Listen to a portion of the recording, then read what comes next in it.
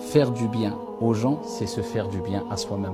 Rendre heureux les gens, c'est se rendre heureux soi-même. Et plus que cela, c'est satisfaire son Seigneur Tabaraka wa Ta'ala. C'est pour cela qu'il est relaté dans un hadith rapporté par Muslim. Un jour, il y a un cortège funéraire qui est passé alors que le prophète sallallahu alayhi wa sallam était présent.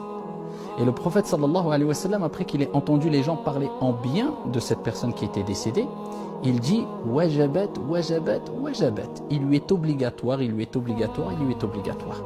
Ensuite, un autre cortège funéraire est passé. Et les gens ont parlé en mal de cette personne-là qui était décédée. Et le prophète sallallahu alayhi wa sallam a dit à 3 reprises « Wajabat, wajabat, wajabat ». Il lui est obligatoire, il lui est obligatoire, il lui est obligatoire. Omar ibn al-Khattab radiyallahu anhu, pris d'étonnement, interroge le prophète alayhi salatu wa sallam sur cette parole. Il est obligatoire ou il lui est obligatoire, wajabat.